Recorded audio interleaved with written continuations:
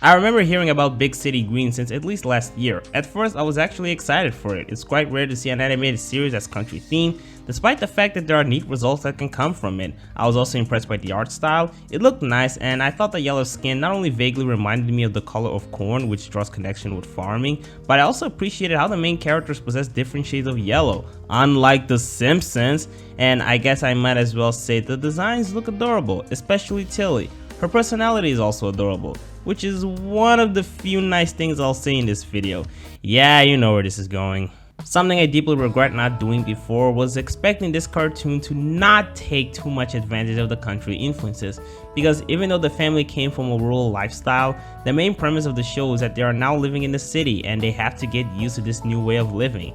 What's a bit of a downer in regard to this is that since this is a slice of life, they could have taken advantage of the rural settings and country themed music composition in order to create this pleasantly relaxing environment, but instead we hear some country-like sounds here and there, but in general the score just kind of goes full on what the tone of the scene is trying to convey, and the scores are never really that memorable or even that emotionally impactful. It's just kind of fabricated music composition, which, to be fair, I'm starting to not act surprised whenever I'm disappointed for this very reason every time I watch pretty much anything now. Speaking of sound, I'm not a huge fan of the voice acting. I'm pretty fine with Tilly and her dad, but I can't get behind Cricket. He sounds older than he should and his voice is kind of annoying, although to be fair, it's not that far away from his actual personality. I don't like his reckless behavior, not specifically because he's reckless, but because the payoff is not worth it. He's not funny enough for me to laugh at him, he's not realistic or relatable enough for me to find his childishness endearing, and in some cases, not really that frequent, but there were times when I didn't even think he experienced the right comeuppance or remorse. Remember when he was about to get hit by that metro train just because he wanted to recover the stakes? You can't say he was distracted or he wasn't aware. His father was loudly warning him, and he should have clearly noticed the sound and light coming from the train. Again, this is not reflective of his entire character as a whole, he's just mostly kind of annoying. Another case for the not so good voice acting is the grandma. There are times when she doesn't really sound old, she just sounds like she has a cold or something. I'm not fond of the humor, it fucking blows like everything airing right now. I was deeply disappointed by the plots in each episode. It felt like I was experiencing a seasonal rot phase. Hey look, an episode about a blue potato that probably gives bad luck, and Cricket in the end learned to take control of his own chances. Wow, I'm really glad I've never seen The Dark Knight, otherwise this scene here would be totally unimpressive. Uh-oh, Cricket forgot the stakes. Can't wait for whatever wacky scenarios he'll go through in order to obtain them. How zany.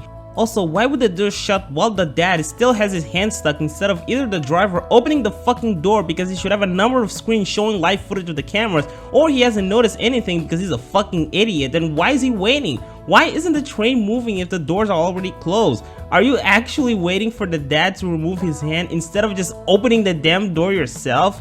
Also, why change the contrast of the crowd in this scene? It just looks distracting in my opinion. This show was created by the Hutton brothers, who used to work on Harvey Beaks, a show I actually liked because the characters were fun and likable. The premises in each episode were occasionally weird but still hit the C spot, while also making stories that are endearing and relatable. I will never forget the first episode I watched, which was about Harvey dealing with his fear of height, and it didn't feel tropey. I also liked the art. I could enjoy that show even if I didn't give much of a shit about the story because it looks and sounds nice. When I watch Big City Greens, I'm just, well, bored. There will probably be some people who like this show and will tell me to give it another chance, but no, I give every show a chance by watching the first 2 episodes in order to convince me to carry on with it, and if it fails, go away. Sorry, I wanted to like Big City Greens. It was co-produced by Rob Rossetti, who I have a lot of respect for. I just don't like this show and I'm giving it a 4. Or maybe a 3, who knows? I mean, I like Tilly, she's pretty much the only redeemable thing about that show, so who knows, maybe if she didn't exist I would give it a 3, but for now, I'm giving it a 4. Anyway, I hope you guys enjoyed this video. Bye for now.